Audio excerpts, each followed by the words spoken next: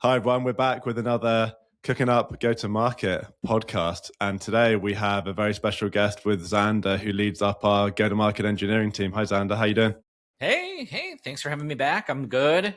We are working on a lot of stuff over here at CS2. A lot of clay work, some custom cloud code skilling, a lot of fun stuff. Yeah, I'm looking forward to talking about clay and getting deep there. But before we get started, the first thing on the docket, I don't know if you two have seen this company, Pulsia. No? You haven't seen them? No. Okay, so they're kind of interesting. So first off, there's only one person that works for them. And he's 19. I guess, what's that? Is he 19 years old? I don't know how old he is, actually. I'm just but kidding. There's one person. They're approaching a $10 million run rate. They've just raised $30 million at a $250 million valuation, which is like, what do you need the money for if just one person? I think he's trying to build this one person company. And what they do is, I think if you go to the website, you just put in your company name and it will plan your roadmap, ship your code, run your ads, reply to customers, close deals, post tweets. And apparently it just runs your whole company for you. So the reason I wanted to bring this up is first off to get your opinion, but also who can spell Pulsia backwards the quickest? What does it spell? AI slop. Yeah. You know that was on purpose. Yeah. So what the hell is going on is my question. This is a marketing campaign. The AI slop just got 30 million in funding at a 250 million valuation. One person, can this be legit?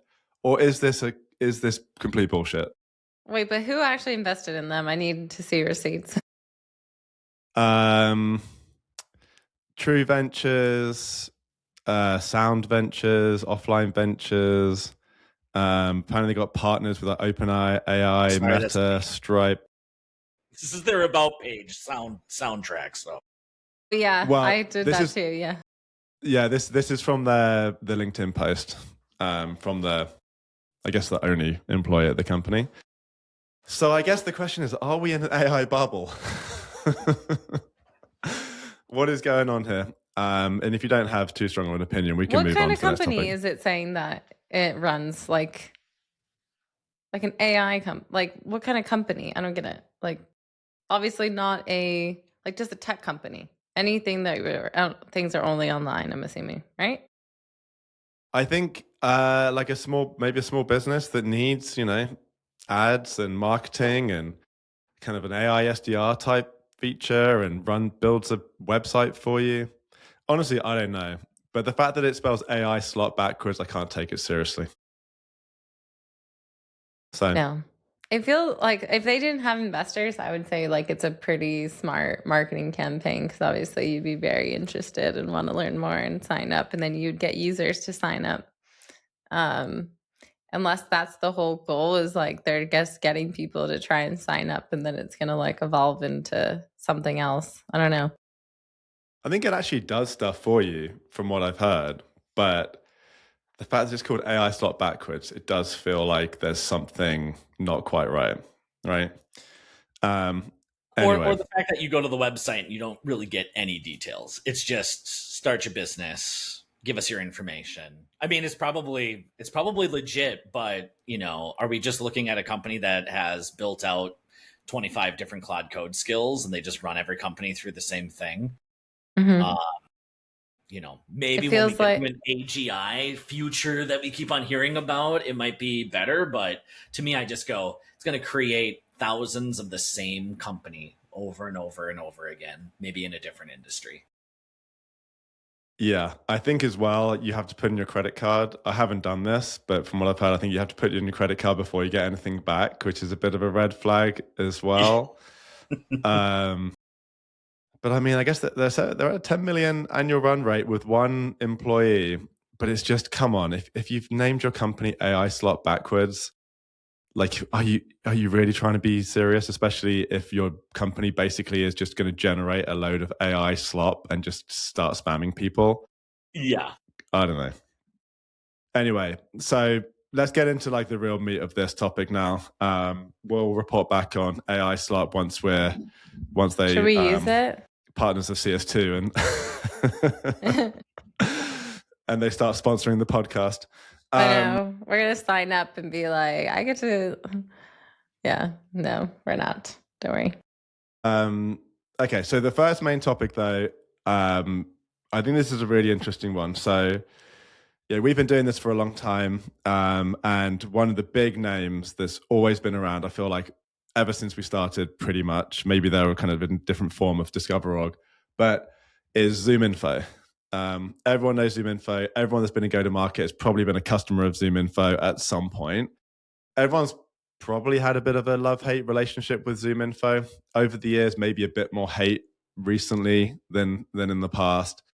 I mean, their stock is down over 95% from the peak, which is kind of an insane drawdown there. I'm sure it's not feeling too good to be working at ZoomInfo or running the company. But one of the things they've just released recently is GoToMarket.ai. So if you haven't seen it, it's a way to essentially leverage all of the different account contact data and AI agents to do research directly through MCP from your favorite AI tool, Codex, Claude Code. We haven't started using it at CS2, so don't have hands-on experience, but does seem like a kind of an easier entry point into ZoomInfo 2 with, it's free to start. You can scale up credits from kind of a lower tier. One of the things people always complained about with ZoomInfo is it was very expensive, not seat-based pricing, no UI, basically following this headless trend. So I think I would love to maybe pose it. So Xander, since you're joining us here, let's get you started on this. Where do you see ZoomInfo today in kind of like when you've been working with clients, and then how do you see this evolution that they're trying to go through right now with this headless GTM AI play? Yeah, I mean, I'm actually kind of excited as I started digging into the announcement and into the tool, because ZoomInfo traditionally has been such an overhead for companies. If you want to start working with them, I've always appreciated that, like, once you enrich record A, you don't get charged again for 12 months. And it looks like that's the case here for the MCP as well, which I think is a huge win. Their data, you get hit or miss, depending on the industries. But this to me seems like a really great way to get into the door without a lot of overhead. You're just charged for your usage. So as long as you're smart about your workflows up front, you're hopefully going to get as much value as you can out of the platform. No platform fees from what I can see. It's literally just, we'll give you some credits to start, and then as you start to use it, you will be able to use those credits. Existing ZoomInfo customers are covered under the same data. So if you've already enriched somebody in the ZoomInfo platform, you can still use this MCP server and not get double charged. So I feel like they're doing it right. Kind of similar to what Apollo has. Like, Apollo has an accessible API. They have a free tier. You get charged for usage, so you can kind of build as you need it. And this just becomes another opportunity for that. Yeah. So I think looking at it, their stock's down since the announcement. So the market's not buying it, but obviously the market probably doesn't see everything that maybe people like us see with these tools kind of in the earlier stages, and obviously it's new. But Chrissy, what do you think? Do you think, I guess in the broader topic in this category is, do people want a UI? Do you not want a UI? Is a lot of our work in go-to-market going to be through Claude Code and Codex and AI tools to achieve what we need to get done? So every other platform out there should just be an API basically into their data and bring that into your other tools and orchestrate it through AI? Or do you feel like, I know you have been doing some work with ZoomInfo, not in this tool, but in general for a couple of clients. So like, give us your take. Like, where do you see the current state and where do you see it going? And do you think this is the right play for them?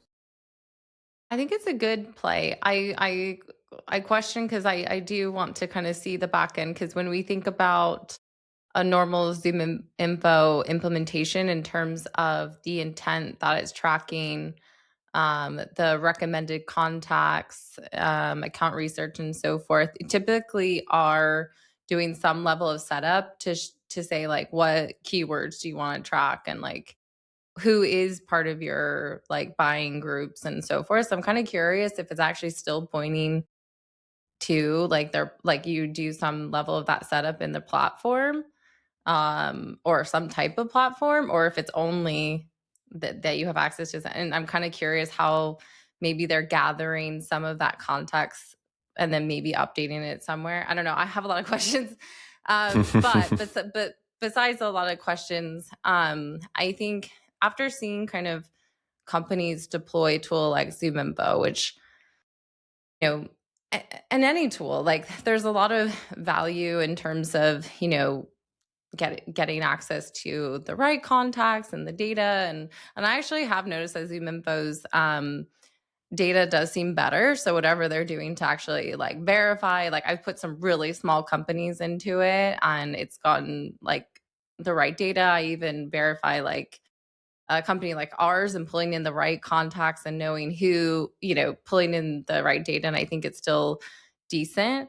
Um, my I think if you're all in on ZoomInfo and you're kind of just wanting that type of data, this is a good play for them, because one of the hardest parts, I think, even if you have the best ZoomInfo implementation, is where you get a lot of benefit out of it is if the reps are actually logging into the platform and actually doing the account research, finding those contacts. Obviously, you can do that also within the Visual Force page in Salesforce, but I actually don't think that people even look there, even sales reps. I think that's like an underutilized. So if you are a ZoomInfo customer, go there, because you can actually go and create new contacts just from there. You don't even have to point like your reps to go into ZoomInfo. Now they won't see like their target accounts that they're prioritizing for them each day. But anyway, so just a note on that. But I do think that in terms of orchestration and actually creating the contacts, making sure they're getting added to the accounts, enriching them, that's all things that you don't really want the rep to be bothered with anyway, or searching for the intent. So I think ZoomInfo is probably realizing the way that like outbound and sales enablement is going is you don't want to point your reps to or have them spend time in a platform, let alone do like Salesforce is saying that your reps are even going to be logging into Salesforce. So why would they log into something like ZoomInfo? And so I think this is a good play for them. But my question is like, well, I know you have to be a ZoomInfo client in order to use get the ZoomInfo data out of say like Clay. But what I don't see much difference since Clay has an MCP, like why you wouldn't maybe just use something else that has access to multiple types of data. And also you can go and find, intent that maybe ZoomInfo isn't tracking and so forth. So that's my only kind of thing that comes to mind. I haven't done a lot of thinking on this, but it is interesting. And I kind of have a question now for some of my clients who are ZoomInfo clients. Do they have to pay more for this? Can they start using it? Because it would be very interesting for them to potentially use, especially if they're not getting the right like adoption from their sales team to actually go out and do some of this stuff themselves. I think the other use case you got to think about there is also ops, right? It's not only going to be the sales team, right? Kind of there's ops, tapping into this data, right? But it's never really been that much of a like the ops team is going to figure out a way to like leverage things, or they might use Ring Lead and set up like their batch enrichment. The hardest part is around the whole kind of orchestration around contacts, and if that's going to be sales led versus like ops owning that. Yes, yeah. I do think there's both though, right? Because for good ops teams are trying to make sure you're building out the account hierarchies, the buying units for sales, and so I think you either want a good process for that to happen, and your ops team has architected it so it's happening automatically, or you've got a good process that sales can do it really easily, which is what you were saying. I think both of those are really important. You probably need both, right? Yeah. I think your really good point, though, and Xander, I'll let you jump in, is why would you go to ZoomInfo through MCP just to get ZoomInfo data? There's other tools out there. I've seen like DeepLine and others, which are similar. Like is you can hook it up into your favorite AI tool of choice, but then through those tools, you're going to get access to dozens of data providers, and also like with, for example, Clay too. So where does ZoomInfo has to have such better data than everyone else for you to just only have ZoomInfo versus go to multiple other vendors? And I guess, has Clay been the reason why ZoomInfo's been dying a kind of a long and slow death, like partly, but also AI? But like when you go, okay, what would you rather, a marketplace of data or an individual vendor? I think that's a really key point in this as well, regardless of how you access the platform. But yeah, Xander, jump in. I think maybe what I want to say is ZoomInfo is putting themselves into a great place that they can be a part of the waterfall, though, right? Like, right. I think that we just said ZoomInfo does have really good data, and it's been hard to get access to. With Clay, you have to be a ZoomInfo customer. Now, what I could do is I could build a Cloud Code skill that does exactly what I'm doing in Clay, but instead I'm orchestrating my waterfall to say, okay, here's my target account list. Go find me my new contacts. Let's start with ZoomInfo. Only charge, we got to figure out, like, what if they don't have the data value? Do you get charged for the credit? I don't know that answer. But now you insert them into your waterfall, and maybe you say, if you don't find it from ZoomInfo, now enrich it with your Clay. If you don't find it with that, enrich it with your Apollo or whatever you might want to use. So I think that's taking the UI out of it. Like, this is now getting inserted into all of your AI programs that you are building. I'm thinking like meeting prep. If I'm a salesperson and I have a skill that goes out and it does my research on Salesforce, it can also now do research out on ZoomInfo. And I know that I have the most up-to-date information on ZoomInfo. I'm only charged for that once as an organization. That's pretty cool. Yeah, so I guess here the way that they're advertising it is like they have pre-built kind of skills. So I'm kind of curious, like, then you probably don't have much malleability to that. So it still feels like you're kind of using a platform with restrictions. Depends what those skills are, right? Yeah. I think one of the things, and Claire will throw up our maturity framework for AI use cases. I think when you think about like level 2, which is human hand in hand with AI, I think something like this or any kind of like headless is good, because you just want to chat something. It makes it very simple. Okay, give me all these contacts, whatever. You don't want to go like click all the filters for all this crap and spend hours doing that. You just want to accelerate this, and AI can help you do that. I think for level 4, where you have like an AI agent that's sitting on top of everything, making decisions, tapping into APIs, writing data, I think again, something like that, headless is obviously the way you want to go, right? Like, you don't want AI to have to click through a UI. For automation, though, is like in the middle. It's kind of like when you have an ongoing automation that's leveraging AI in a step, you kind of do want a UI that people can log into and see how it's working, right? That's why you like Clay, where you have trigger, waterfall enrichment, do this thing, and it's always on, right? Do you want that hidden in some random person's Claude code, right? You don't, probably, right? Because now if Xander's got that on his computer running, I can't go and audit it and see what's happening. Xander's goes on vacation for 2 weeks, his laptop's off, it's not going to run.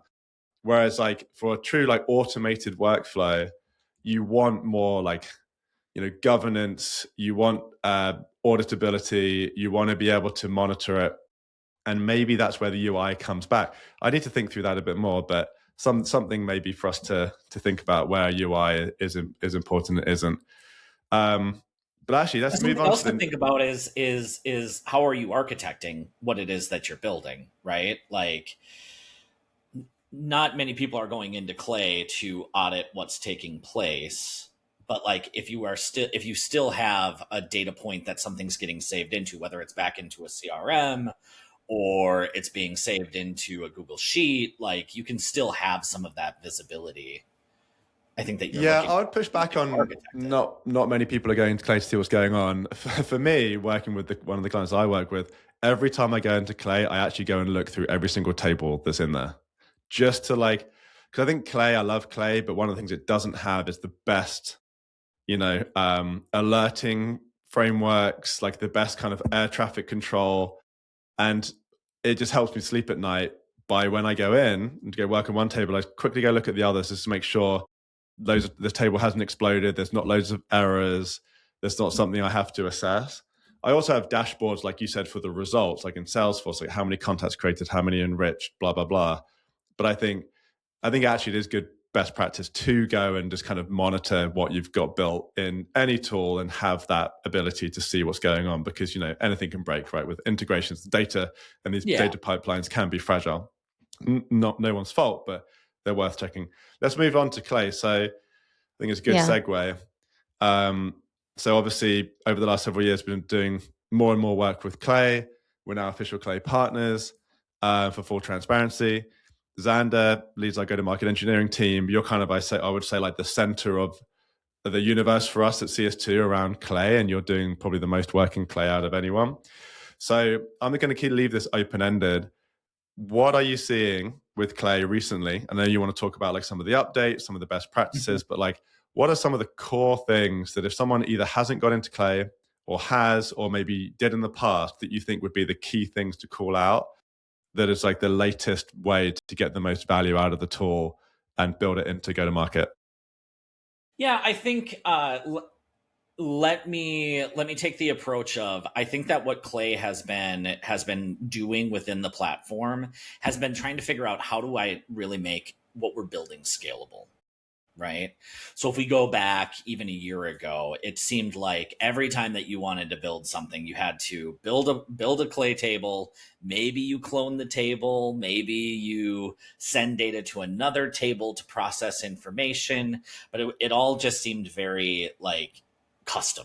There was not really a great approach to, every time that I have a new input, I basically had to recreate what I wanted to do. And that just adds to overhead, right?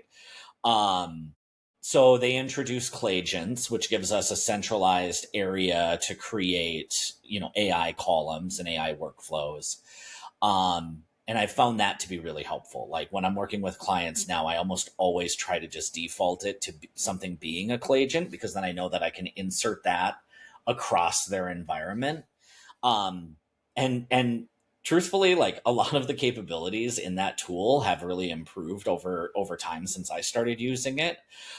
Created a skill even just yesterday, or a Clayagent yesterday. And when they've introduced the ability to upload files. So for example, if we're doing like an account scoring Clayagent, I want to have all of my ICP information, and rather than typing it out into the prompt, upload a file. Well, I was working with the client, and all of a sudden we looked and we were like, oh, you can actually like link out to Google Drive and to Notion. And to me, that seemed new. I don't see anything in like the changelog or release notes, so maybe that's just something that I overlooked. But how helpful, right? We talked about this earlier this year a lot around the context spread of, I have my ICP definition built out all across my organization. And wouldn't it be great if I just had a single Notion page that anytime that my ICP refined or improved, it just applied everywhere else? And now with Clay, you could do that with a Google Doc, or do that with a Notion page. And hopefully they continue to improve that with other tools, because that's the ideal state. You just want to be able to update that once. And then being able to have your Clay just pull in all of the context is really, really key. So that was really cool. Built just taking plain language and built out the Clayagent. I used to do a lot of like go into Claude Code, build out, like start the skill there, and then move it into Clay. But being able to kind of just take that natural language, Clay built something, I still took it out to Claude and said, how can we make it better? Just like as a way of just kind of getting, I almost think of like all of these tools as like different coworkers that I go to get a different opinion from. And built it out. And then within that Clayagent environment, you create test scenarios. So it automatically created 3 test scenarios for me to run. And you're not getting charged any credits while you're running those test cases. So you're able to like really make sure that before you put anything into market that you're feeling really good about the build. It has version control. So just like what a big step up from a year ago where maybe you would have gone in and just like created something in a column and hope that it worked. And then you had 7 variations of that same clay AI table across your organization. Going from that indie hacker type tool to a true, enterprise ready tool that has all of those enterprise type features that you need, right? I think another one as well is functions. Would you agree with that? Yeah. I mean, functions is very like new as of I think May is when they officially launched, and I have been finding so much success with functions. I was actually working on like a kind of a new implementation or a re-implementation with a client right when we went live with that. So I ended up rebuilding some of the tables that I was working on within that project just to start to leverage functions. So for anybody that may not be aware of what this kind of tool and capability is within Clay, think of it like a Marketo executable campaign or a flow calling another flow, where you have your Clay table and maybe it's coming in from a webhook or it's coming in from a Salesforce report. You can now call a function that does a set of steps, and it has inputs that you're going to update from the source table.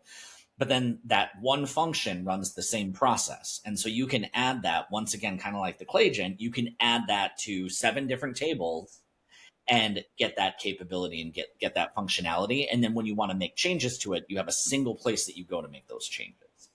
So oftentimes what I'll do is especially with like a new implementation, I'll set up a operational function to enrich company and enrich contact. Then I create one for finding the contact and updating the contact in the CRM. And then I create one for finding the account and updating the account in the CRM. And so if you start to add new fields, you have one function that you can go into to, make the change that you might want to make. Mm-hmm. What do you think of the latest Clay pricing changes? How have clients reacted to that? I know a lot of clients have kind of chosen to stay on the old pricing for now, but yeah, what's your initial take on this? I think that they added a lot of friction, probably unintentionally. I mean, intentionally, they made the change to pricing, and they were pretty transparent about how they came to it. I think that by introducing actions, that has been the hardest thing for operations folks to kind of figure out. One is actions are kind of not as transparent, right? Like if you do anything outside of the platform, you are now having to think about how is this going to get charged. So to our earlier conversation around ZoomInfo, if I wanted to build a full-fledged workflow in Claude Code, I'm not thinking about how much is it going to cost me to call this API or that API or write back to my CRM. But, Clay being this central RevOps, GTM ops platform, I just much prefer to be in the environment where I can use Clay to do formulas. I can use it to normalize data right back to the CRM and not really have to consider, am I going over my actions limit?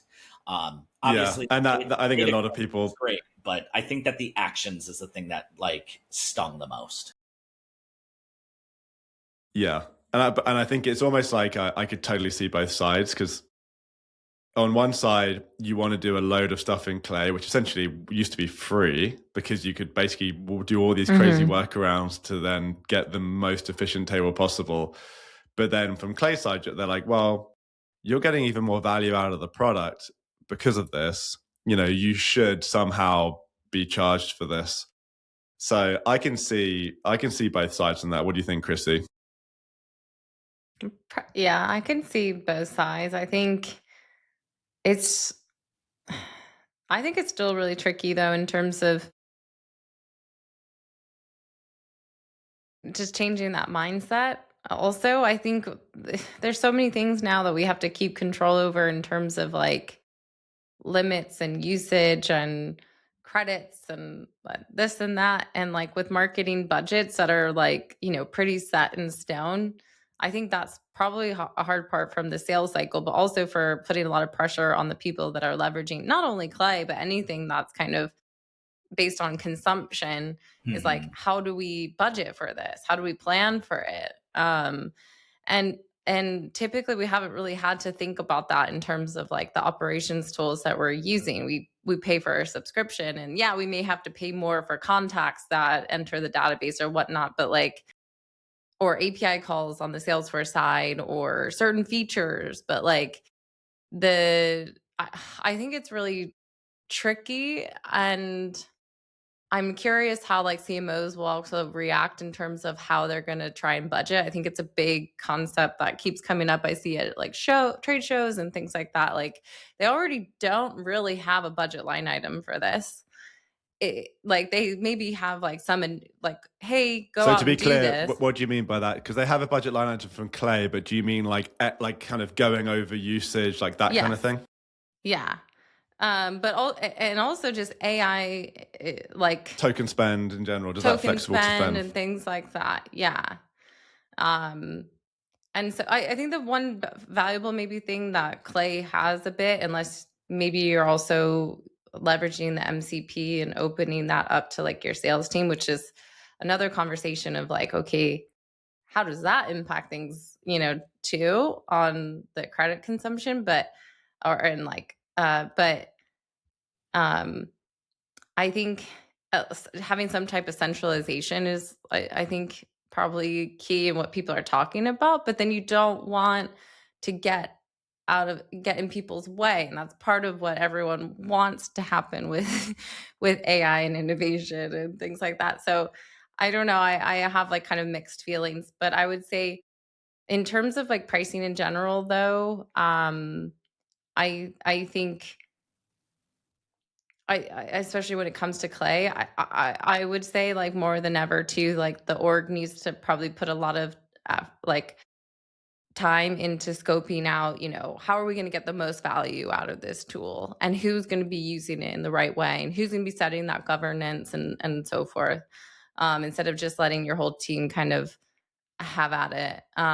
It's so much different than like having more of a decentralized model in Marketo even, and you can allow permissions. Like this, I think needs still a bit of kind of corralling and someone really owning it. Yeah, so I think one of the things that is inherent in kind of in this topic is what can you kill if you get Clay, right? I feel like one of the things I keep hearing is like, we're going to kill 6 Sense, and now with Clay ad audiences, we'll move to Clay. It has like the web intent, has ad audiences. You can get signals. Like, why do you need 6 Sense, right? Why do you need another signal platform? Why do you need enrichment? Why do you need an orchestration platform?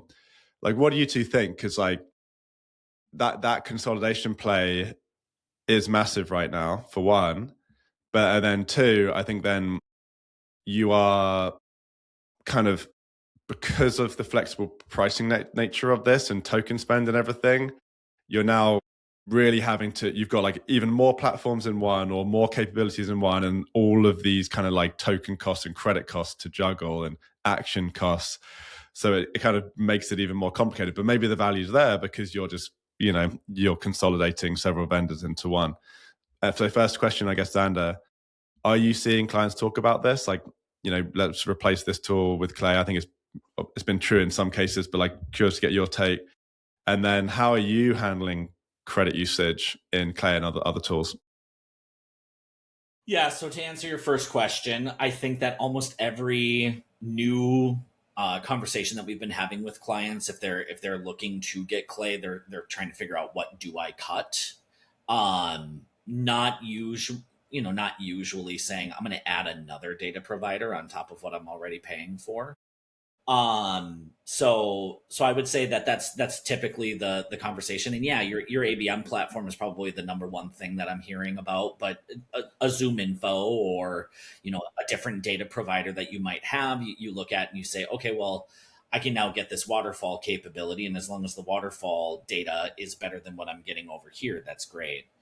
I think probably one of the biggest benefits that Clay has at the moment is sales teams generally use LinkedIn as a source of truth. Even if they have another like sanctioned source of truth data provider, I almost always hear, yeah, but LinkedIn says revenue is this much, so let's update Salesforce. And that's kind of what Clay is built upon, is that first enrich is coming in from LinkedIn. So that's nice. It's kind of giving a one-for-one look. So kind of rip and replace other tools is generally what you're looking at, or you're looking at sort of a land and expand move where it's like, well, let's experiment in Clay. Let's see if we can get some wins. And then maybe at the time of renewal, then we'll see, do we want to like offset any of the costs? Yeah. Agreed. Chrissy, what do you think? Is ZoomInfo dead? Not ZoomInfo, sorry, 6 Sense. 6 Sense. Well, I would say so for 6 Sense, yes. But we do have a client who has like more of a sizable kind of deal open with Clay, and their whole main thing is around consolidation. So they already reduced. So they actually kept ZoomInfo, but they reduced it down like massively from a seats wise and credits. And they're potentially cutting 6 Sense, right? That client. This is the client that's potentially it's not 6 Sense, it's demand based. Right. Yeah. Oh, okay. Demand based. Right. Yeah. So it's demand based, but yes, in that general vibe of tool of like an ABM platform, especially since there's ads in Clay, there's the ability, like we all know intent, especially third party intent, varies in terms of its effectiveness. It also even the old CEO of 6 Sense is coming out and saying intent was the load of snake oil, right? Yeah, I shared that in the newsletter. Yeah, so it's kind of interesting to me when clients are like, "I just bought 6 Sense," and I'm like, "Interesting," but wait, people are actually still buying 6 Sense? Yeah. Wow. Okay. So I would say there's definitely a consolidation play there for that client too. It's not even just a ZoomInfo. A lot of people have just collected like data providers. They have Lucia, they have Cognizant, they have ZoomInfo, they had Clearbit even at one point, but so it's just I think it's a play there too. Also, they are merging with another brand, and so there's a consolidation play there too. They're addressing like, okay, what is that? What are they using from a tech perspective? And maybe we can just have them, since we're going to go through this consolidation from a platform side for both brands, do we then move everyone over to then start using Clay anyway? I think also in terms of data automation, a lot of companies have maybe struggled with in terms of what they can get out of for the price in terms of like a Workato or something like that. Or maybe they also attempted to be like, should we invest in some type of ETL tool or like a tray? I'm like forgetting all the names now for some reason. So I think it scratches like a lot of itches that like the go-to-market team kind of maybe had. And maybe with that consolidation, then you have your team focus more on kind of what we're talking about, like moving toward more of like a headless, like, or trying to focus on building their own agents. And I feel like that's really hard to do when you have a lot of your ops team just focus on keeping the lights on all these like tools that maybe you're only getting a fraction of the benefit out of. So that's a good point. That's kind of my thoughts on it. Agreed. So last topic, if we've got time, I know we're over a bit, but we've been talking a lot about tech today, haven't we? So last topic, is Marketo dead? Actually, no, I'll frame it differently. So Marketo have come out with a new release, or at least, they're starting to roll it out. I think, Xander, you went to the webinar about it. Yeah. Some AI capabilities, MCP, they're trying to catch up here. I would say maybe they're a bit late to the party, any like a couple years too late, but can they catch up? Do we like the announcement? Have we experimented with any of this yet? I would love to kind of hand this over to you, Xander. Maybe outline first, like what you saw in that announcement that seemed interesting, and then we can start tackling: is this too little, too late? Is this right time? Can they turn the big ship around and be seen as an innovator in the space? Because I think they haven't been seen as that for probably since you worked there, Chrissy, in 2010. Yeah, I mean, Harsh.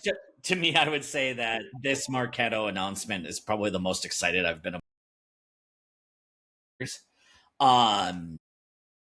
I'm still, I haven't had fingers to keyboard on it. They're slow rolling. It's in a beta. We do have a couple of clients that are using it right now, but nothing's been prioritized. But essentially, for people that are not in the know, Marketo announced that they are releasing both sort of like a in-platform AI tooling, where you can go in, kind of like we have with HubSpot, where if you want to create like a list, you can create it via the AP, via in-platform AI. Like a conversational, conversational feature, right? Like chat to it and it will create. One of the things that honestly is probably going to benefit a lot of people is you spend a lot of time asking, like, why did this person MQL?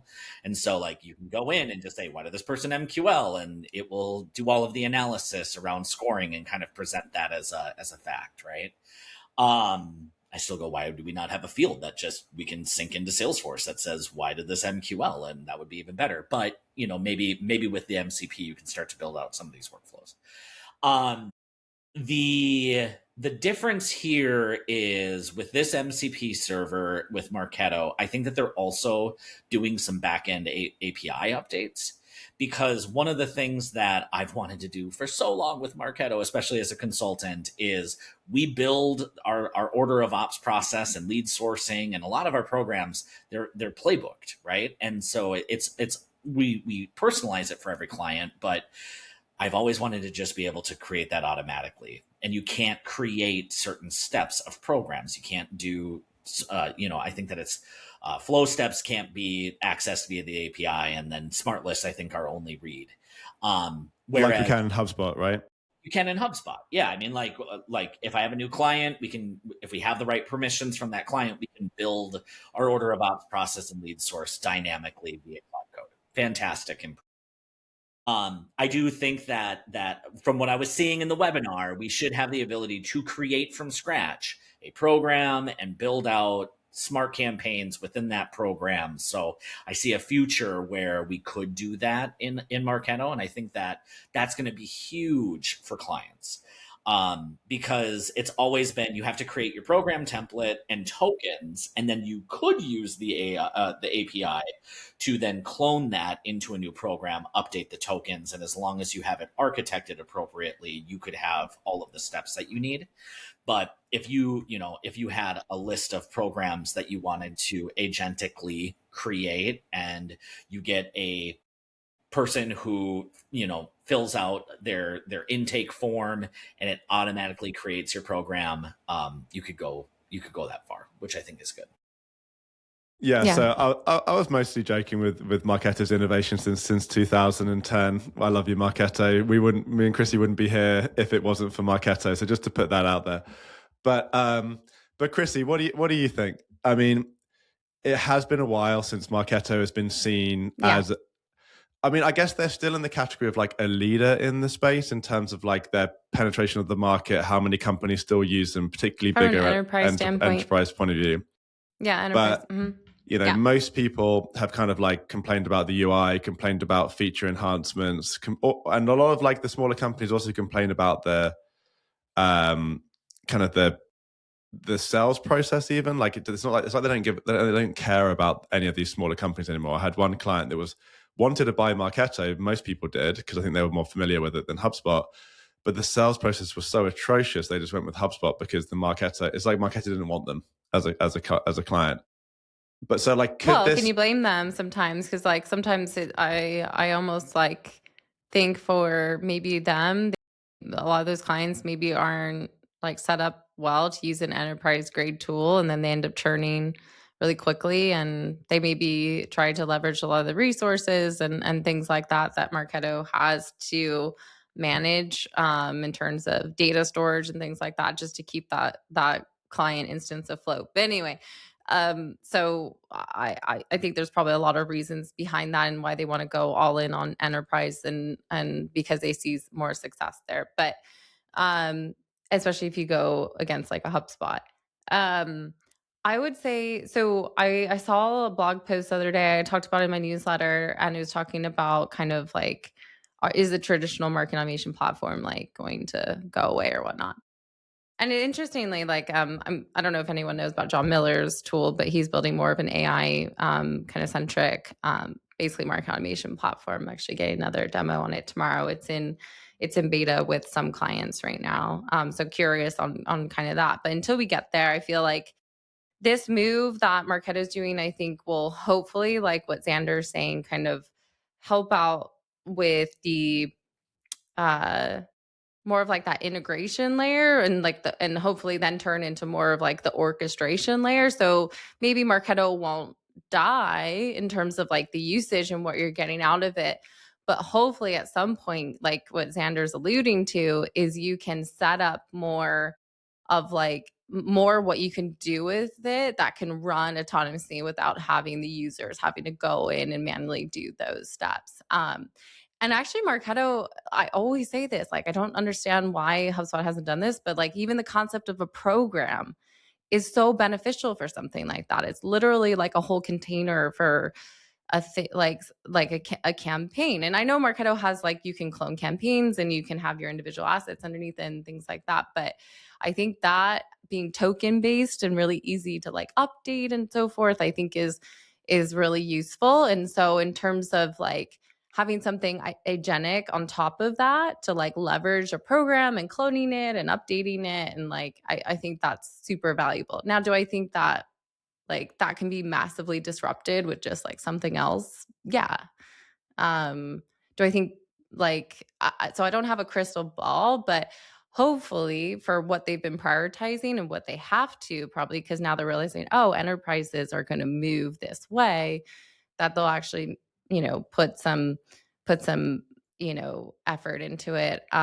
The thing I kind of am still kind of curious on is like just how valuable and how quickly can it move to adapt. But I think still find it interesting and at least a step forward. Because honestly, if you asked me like 2 months ago, I'd been like, oh my God, please just get rid of your Marketo, because like compared to even like a HubSpot, you're going to be so massively limited in terms of AI. But now it seems a little bit like it's moving in a better direction. Well, what's funny is people have been complaining about Marketo not updating their UI for how long now? 10 years? Yeah, then like who cares? But like now, they're proven right. All these tools aren't going to have a UI anymore. It's like 10 years ago, they were like, we can see this AI future where it's all going to be headless with no UI. So we're not going to invest in any of our UI for the next 10 years. So it's almost like, a broken clock is wrong, right once a day kind of situation. They eventually became right on not investing in the UI, but I guess. Well, all UI is basically for other tools just looks exactly the same. It's just like a table with like a left hand drop down of actions, and I don't. Anyway. Yeah, but I think the interesting topic that we were probably don't have time for today, we'll get into it, is kind of, do you even need a map in the future, right? Like, can you just, we've had this conversation a lot in different ways in the past around composable tech stacks, things like that. Is now the time for composable tech stacks? Maybe we'll just kind of pose that question quickly to you two in the context of Marketo.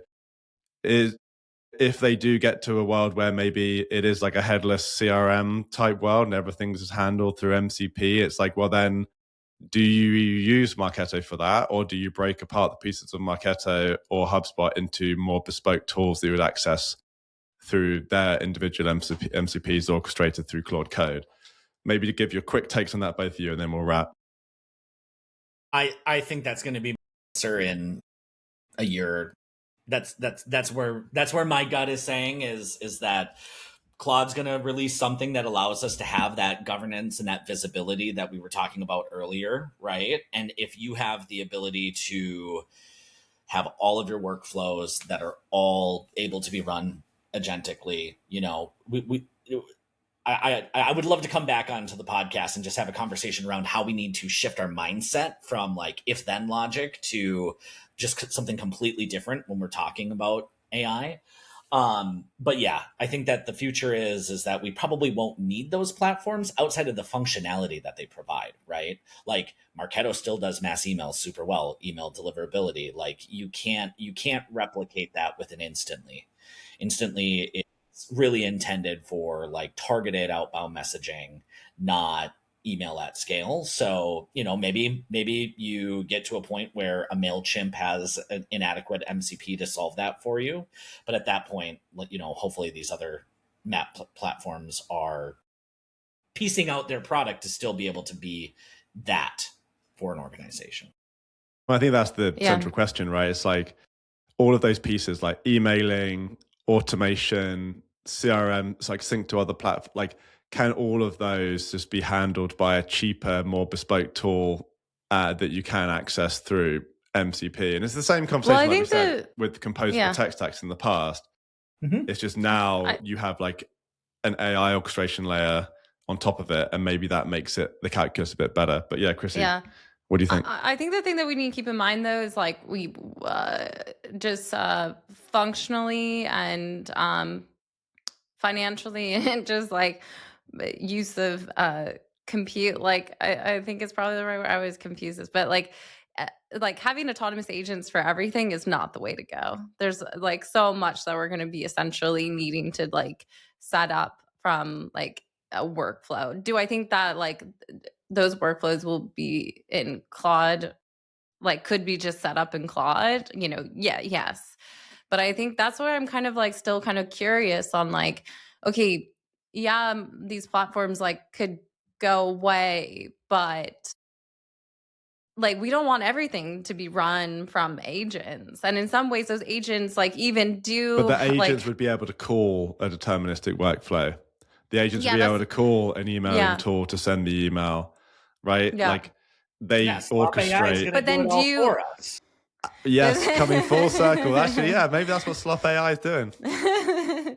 But I guess then that agent is still like I need to gather my thoughts around this, but I can't. I kind of agree with Xander, but I still think I still need to see more, and also in terms of like how quickly companies can move toward the innovation. Like I think there's always the concept of like what's possible and what's feasible, like versus like maybe a feasibility and like a realistic expectations of how quickly these companies can like adapt and move toward that innovation. So that's still in the back of my head when I'm trying to answer like this timeline. It's like timeline is always to me is like, yes, it's what's like what could be done in terms of what the innovation will be versus this practicality of like all the companies being able to move toward that. And so that's still something that I'm still struggling with a little bit when we have these kind of conversations of like, I want to say like, yes, we will be able to do that because it probably will, but will companies be ready to do that in a short term? I'm not sure. And I know that we're over, but just like maybe to clarify my more like stance, I still think that the platforms that we're paying for are relevant for the tooling that they provide. But if we go back to what HubSpot announced, I think last week, of like their AI vision is everything you can do in the UI, you will be able to do through the API. And that's what some organizations like Claude are kind of banking on, is all of the companies that we work with are going to move that direction.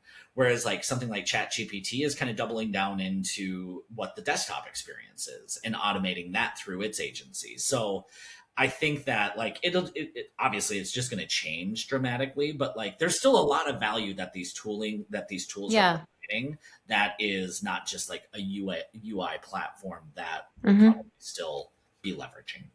Yeah. So I agree. I would say I agree with both of you here, because, and I think a lot of the time I think it's just going to come down to cost, right? Mm-hmm. At the end of the day, like, if the platforms all completely make sure you can do everything through the API, like HubSpot's doing and like what Salesforce is doing, etc., and what I think Marketo is going towards.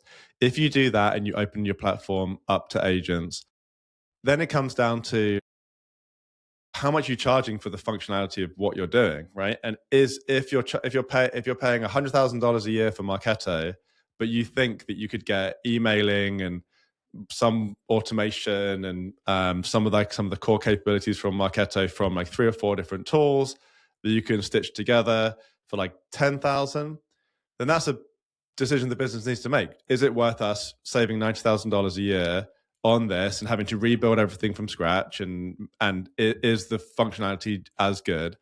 And it's just going to come down to kind of a similar calculus that we've had before in the past around composable tech stacks. And I think often simplicity and speed and is what is the kind of the biggest kind of, particularly for the clients that we work with, factor more than cost. So if you've already got these tools, or if it's easier to just implement HubSpot than like trying to stitch together a load of other tools to do this, then you're probably just going to do that, even if there is a bit of a cost saving. And that's saying that might not even be a cost saving with some of these composable tech stacks. We talked about this in the past. Yeah. Sometimes it's actually more expensive stitching together all of these tools. So I think it's not as simple as, I think it's the same deterministic, or let's use things you would determine around the composable tech stack conversation in the past. It's now just like, okay, well, is the platform going to be opened up for agents? And if no, then maybe you dump it. But if yes, then you might just keep it, and it's the same calculus. So yeah, I think we'll leave it there. Loads more to talk about here, but thank you so much for joining us, Xander. Thank you, Chrissy. And we'll see everyone on the next episode. Thanks for tuning in. Bye.